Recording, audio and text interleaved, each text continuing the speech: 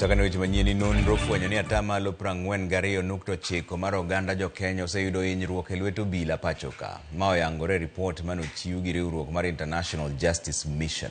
Jafwambo marwa Efi Nyakidi miyo ler mar wachni.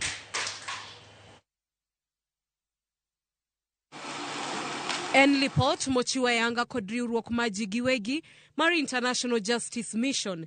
Lipot mabende ochiwo ler e wi kit obila pachoka kod kaka gisetiyo marach gi teko margi. Kaluwore gi lipodno manonro mare notim kuom thuolo ma higni 2, atamalo 43 mar oganda jo Kenya oseyudo hinyruok e lwet obila, atamalo 69.9 oseneno jowetegi ka yudo hinyruok e lwet obila, kendo atamalo 63.7 nigi yie mar manyo ratiro. Kata kamano, atamalo 62.6 okosechiwo lipot e wi chal ma kamano, kaluwore ni gin kod luoro kendo onge kod yie kuom obila. Lipodno bende oyango moko kuom gigo mamiyo obila tiyo gi teko mathoth kendo kelo hinyruok ne oganda. Gin kaka chal mar ng'ato, tich ma ng'ato timo, din mar ng'ato kod dhot ma ng'ato wuokie. Yore moyangi kaka mago ma obila tiye gi teko margi marach oting'o mibadhi gi atamalo 55.8 kod dino ne oganda e yo ma chik ok opuodho gi atamalo 15.1. Thor wach e kinde yengo mar lipodno ne en remo obila ka oting' ne hinyruok kod midhiero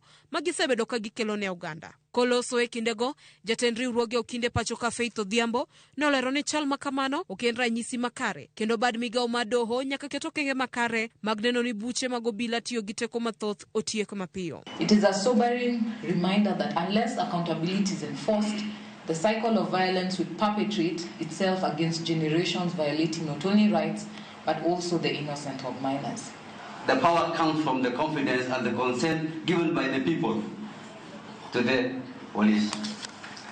And so it's very important for the police to behave in a manner which can inform that confidence and consent of the people. Jokanyo mabende no yuoro nyasi mar yango lipodno nomedo ni kata obedo ni piny Kenya nigi lai makare machiwo arita ne joneno e buche mopogore opogore kata witness protection, lai makamano nyaka chwal ne omenda moromo kaka achiel kuom yore mag neno ni tich otim kaka owinjore. Bedo ni obila okaw ting' e kinde ma gikelo hinyruok ne oganda, dwaro koro nitie matiego obila makare kaka achiel kuom yore mag bero chal margi mar tich. Efi Nyakidi, Rumogi TV, Nairobi.